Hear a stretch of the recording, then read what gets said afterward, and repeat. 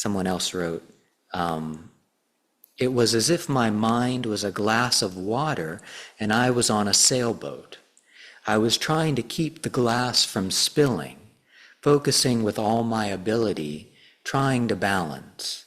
All the while, a storm was raging, and the waves were tossing me back and forth.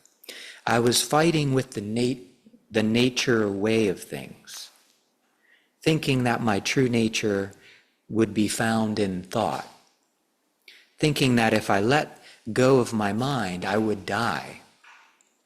Eventually, with a lot of inspiration from my partners, I poured my mind back into the ocean from which it came. At first, just a little, a splash.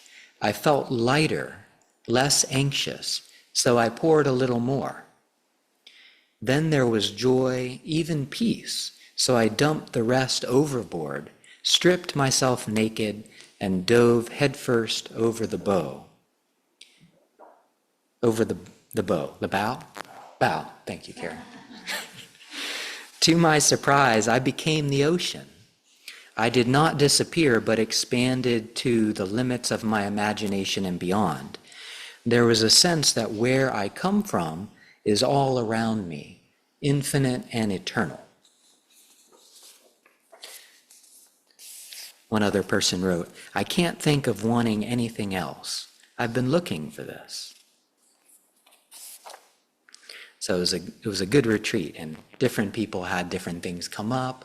Just so nice to have like an opportunity to allow, whatever needs to come, and that process of just releasing and letting go and emptying the load, emptying the trash can, getting closer and closer to this, like the truth of this moment, this reality.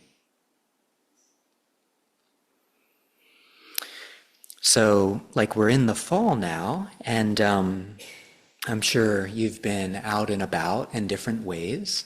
I did a hike out at Mount Pisgah this past weekend, and it's so beautiful out now with all of the changing leaves and just the weather and the aliveness of the fall. I'm sure you've noticed it.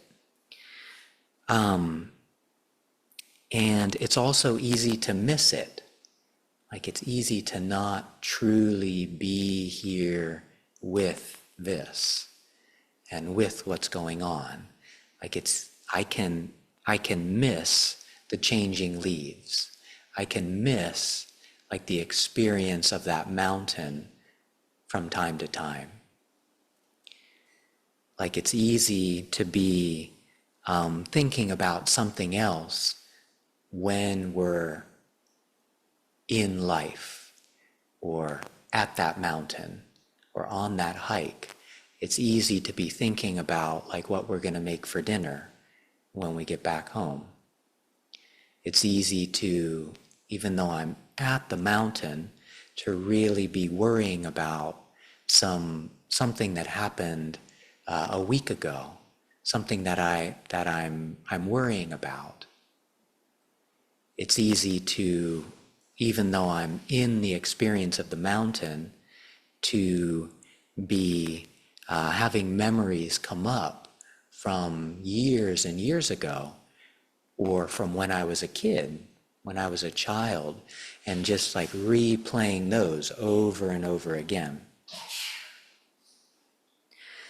So it's easy to think about like deadlines that we need to meet, or ways that like we're thinking about, oh, how can I like better my life situation?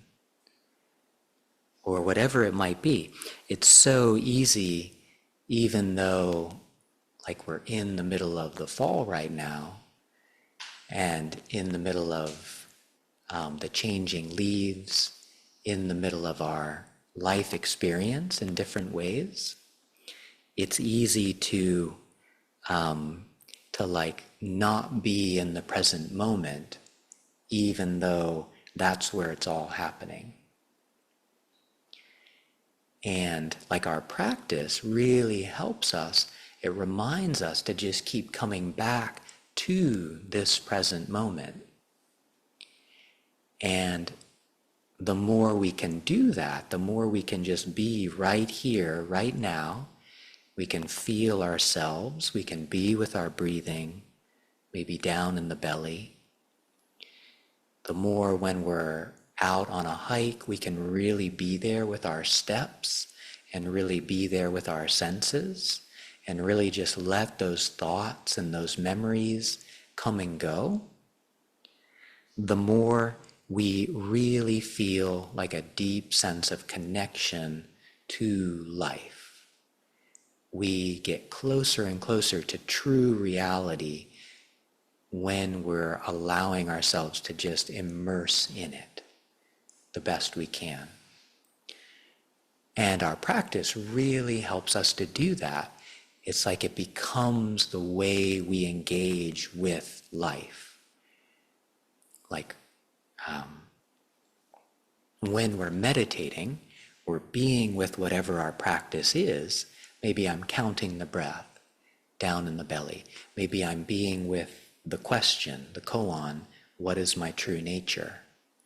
Maybe I'm resting in like the unborn mind. With whatever we're doing, we're getting more and more familiar with that capacity that we have to just let things flow through. We're getting more and more familiar like with that ability, that capacity that we have to tune in to how we are change. We're constantly changing moment by moment. There's not a fixed thing here that we need to do something about. So the more we can like see that in our meditation practice, it just naturally begins to carry over into our lived experience when we're out hiking, when we're talking to friends, when we're making our breakfast. It's like we're able to, it becomes more and more second nature to just come back to this present moment and be it and like take it in and allow the universe to flow through us, allow ourselves to like take our true place as the universe. And we can like, it lets us really appreciate life more and more when we can be in it in this way. The more we can just be in the present moment, the more we can be the present moment, the more we just appreciate and love life. And Forrest Dalton, I think this is the poem that he says. He's got a nice way of saying it. He says, the universe is seeing itself through my eyes. The universe is hearing itself through my ears. The universe is knowing itself through my brain. Then suddenly there is this, just this. So he's really pointing us towards that place of what is it like to fully be immersed in life each moment. And of course, we're going to pop out. We're going to keep coming out. You know, our minds are beautiful in so many ways, and they help us a lot. But they can take us out of the present moment. But we can come back, like our being can keep coming back to the present moment that is right here. And there's a mystery about it all. The more we can like let that stuff go through, the more we can fully be here, the more we can see life and the changing trees and the mountains and the rivers and the sky as like a mystery. There's a mystery to it. Apparently, Galileo, way back, he said, the sun with all those planets revolving around it and dependent on it, can still ripen a bunch of grapes as if it had nothing else in the universe to do. So like there's something incredible about the sun and about the mountains and about life just being how they are. It's unfathomable. We can't understand it intellectually with our minds. The sun just does what it does. And so does everything else. The Zen master on our Soto Zen side, Dogen says, the moon is not disturbed by the barking of dogs. Sometimes the moon is like seen as wisdom. The moon is like wisdom. And the moon just shines. The moon just is. Like the universe, life just is what it is. It just shines out. It just manifests. It's incredible. And it's easy for the barking, that small little barking, or like our thoughts to pop up here and there, and they can kind of obscure the truth. But all along, whether we know or not, it's the moon's always here. Things are always as they are.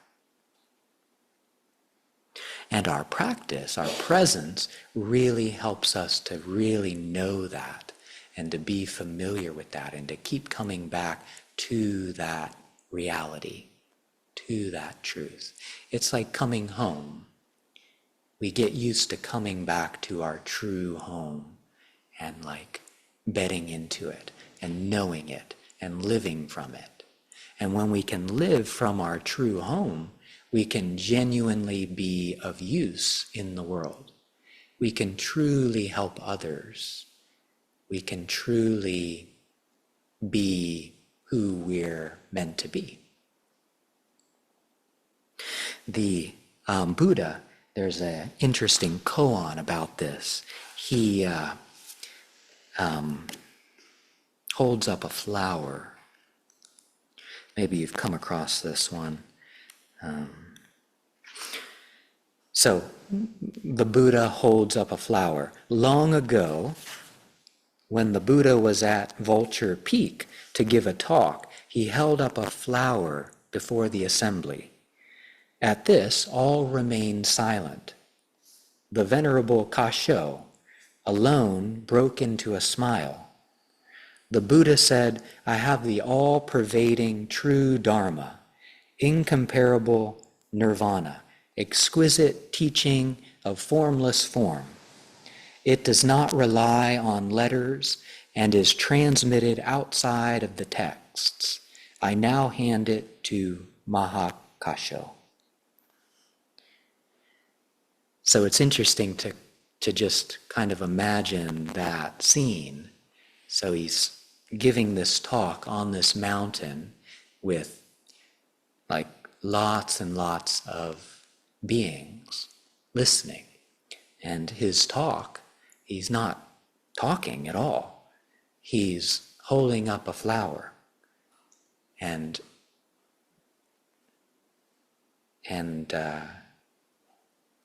according to the story, one of the people, Mahakasho,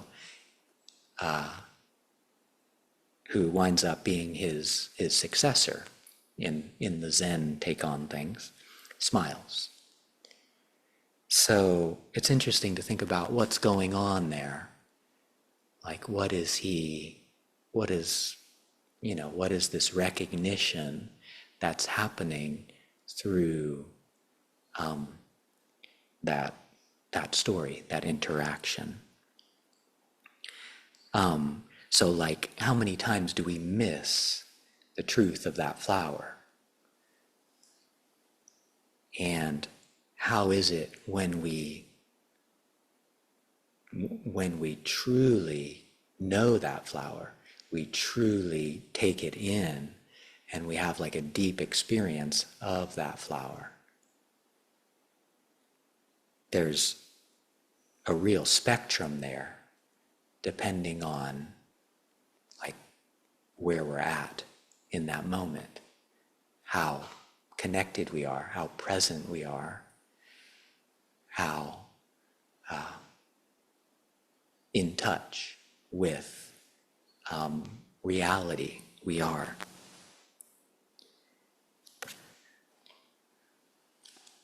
So,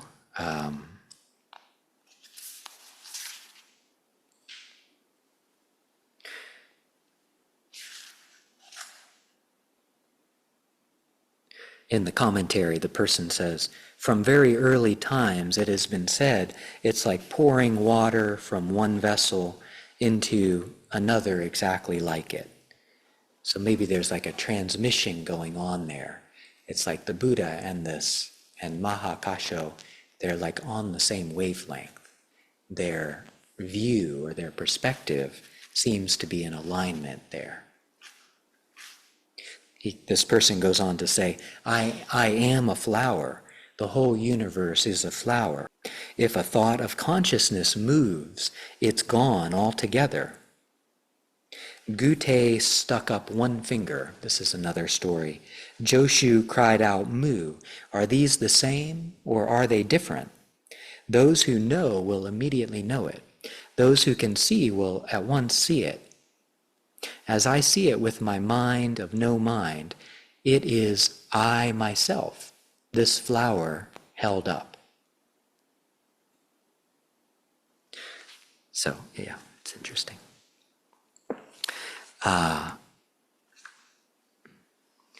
The Buddha's aunt who raised him, when the Buddha was born, his mother died shortly after, and his aunt is the one who raised him. And she has a poem that, like her enlightenment poem, or it's from this book, The First Free Women, poems of the earliest Buddhist nuns. She says, I know you all. I have been your mother, your son, your father, your daughter. You see me now in my final role, kindly grandmother. It's a fine part to go out on. You might have heard how it all began when my sister died and I took her newborn son to raise as my own. People still ask, did you know then what he would become? What can I say? What mother doesn't see a Buddha in her child? He was such a quiet boy. The first time he reached for me, the first time I held him while he slept, how could I not know? To care for all children without exception, as though each will someday be the one to show us all the way home. This is the path. So she's really seeing every being from that perspective of the flower.